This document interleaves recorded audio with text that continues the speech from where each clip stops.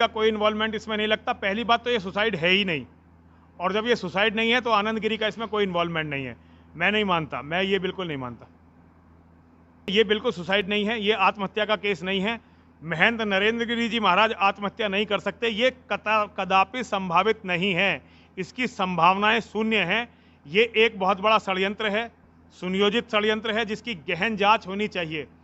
ये आत्महत्या का मामला नहीं है। इस मामले में निर्दोष हैं।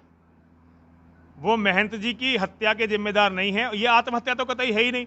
जब आत्महत्या नहीं है तो फिर आनंद गिरी का कोई दोष नहीं है।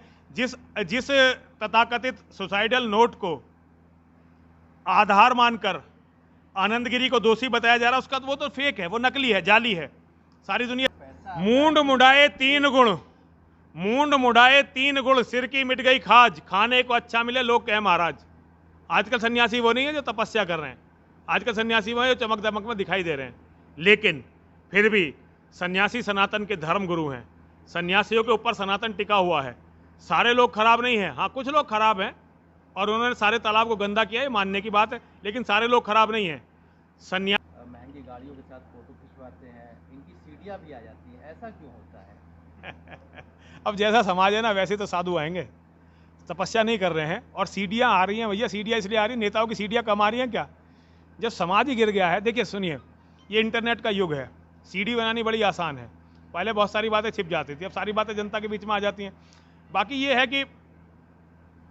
है कि ये दोबारा से इस परंपरा पर सोचने की जरूरत है। आजकल उन सन्यासियों की बिल्कुल जरूरत नहीं है जो आजकल को जंगल में तो रह नहीं रहा है, सब लोग रह रहे हैं, सब लोग आश्रमों में रह रहे हैं, तो इसकी बिल्कुल जरूरत नहीं है। संन्यास परंपरा के नियमों को दोबारा से प्रतिपादित करने की जरूरत है।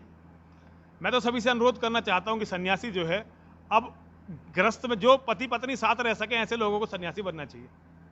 हर महंत को पत्नी के साथ रहना चाहिए आश्रमों में, हर महंत को पवित्रता के साथ रहना चाहिए। अब वो जमाना नहीं रहा कि जब महंत लोग अकेले रह सकते थे। आज संपत्तियों ने, और फिर देखिए समय भी बहुत खराब है, समय भी बहुत खराब है।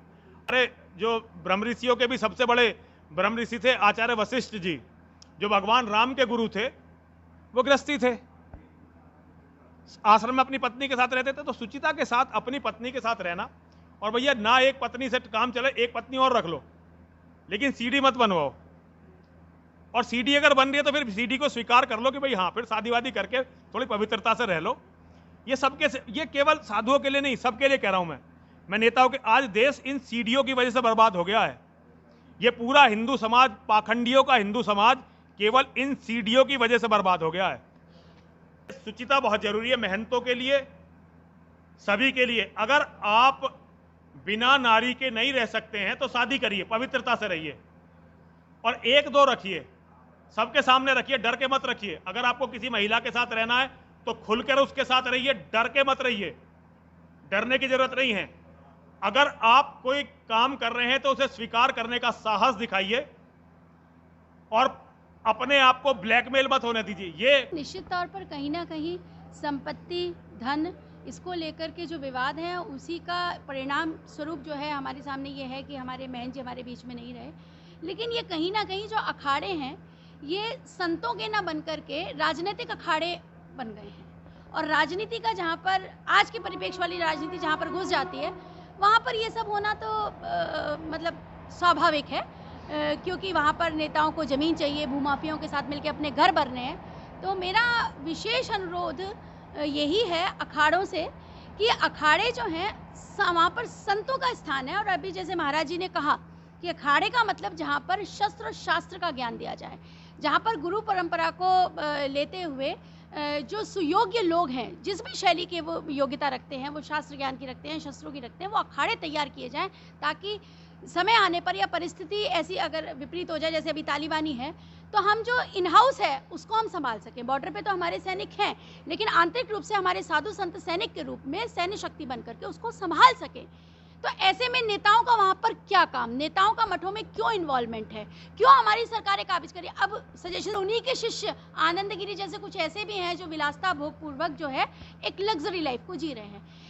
किसी का जीवन कैसे उसको जीना है, इस पर हम व्यक्तिगत टिप्पणी नहीं कर सकते महाराज। हम लोग मात खा रहे हैं वो एक ही है, वो है चरित्र। नारी का जो त्रिया चरित्र है, मैं खुद नारी हूँ और ये कहने में मुझे कोई आपत्ति नहीं है कि नारी ही इस ब्रह्मांड में जब उनको रूप बदलना पड़ा था, विष्णु जी ने रूप बदला था, तब से लेकर के महाभारत से लेकर के रामायण से लेकर के और आज नरेंद्र गिरी जी जो संतों के मुखिया जिसे कह रहे हैं, वो जब भी गए हैं तो वो भी एक सीढ़ी का जिक्र करके गए हैं। तो वो औरत का जो त्रिया चरित्र है, तो मेरा हाथ जोड़ के विनती है, ईश्वर ने सृष्टि ने दो लोग बनाए हैं, पुरुष और स्त्री। स्त्री को भी ये समझना चाहिए कि पुरुष की गरिमा और महत्ता क्या है, और पुरुष को भी स्त्री का सम्मान और गरिमा समझनी चाहिए। गुरुजी राजा लोग 3-3 4-4 रानियां रखते थे, आप रखिए। हमें औरतों को भी इतना जो है व्यापक बनना पड़ेगा कि हम जो है कंजर्वेटिव होकर के रह गए हैं कि नहीं जी केवल एक शादी। आप आपसी सामंजस्य बनाइए, एक दूसरे के साथ बहनों की तरीके से रहिए। और संतों के लिए भी मैं तो खुल के ये बात कहना चाहूंगी, बिल्कुल गुरुजी की बात से पूरी तरीके से सहमत हूँ कि ऋषि परंपरा को फॉलो करिए। ब्रह्मचर्य का केवल ठप्पा लेना, सर्टिफिकेट लेना आवश्यक नहीं है। आप जो है अपनी पत्नी को साथ में रखिए, या आपसे कोई भूलवश विश्वामित्र की तरह गलती हो गई है तो उसको स्वीकार कर लीजिए और उससे बच्चे पैदा करिए, हिंदू समाज आगे बढ़ाइए, कोई आपत्ति नहीं। आपको हाथों हाथ हम लेंगे, आपका सम्मान हम करेंगे, आपका अभिषेक हम करेंगे। ऐसे लोग गलती को स्वीकार करना, उस पत्नी को अपना बनाना कितनी अच्छी बात है। इसमें औरत का भी सम्मान रहा, आपका भी सम्मान रहा और आप बहुत बड़े हो। तो मैं तो ऐसा मानती हूँ कि हमें ऋषि परंपरा पे आना चाहिए। हमारे जितने भी ऋषि हुए, मुनि हुए, उन्होंने तपस्या की, वो एक दूसरे के पुरुष और स्त्री आपसी सामंजस्य के साथ ही कुछ अचीव कर सकते हैं। चाहे उन्हें आध्यात्मिक अचीवमेंट करना हो, चाहे उन्हें राजनीतिक अचीवमेंट करना हो, जीवन के किसी क्षेत्र में अगर आपको सफलता चाहिए तो जैसे भगवान का जो शंकर भगवान का जो रूप है, अर्धनारीश्वर रूप है, वो दोनों का समागम जो है वो एक बहुत अच्छा है, वो लेना चाहिए और हमारे संतों को यही ज्ञान देना भी चाहिए।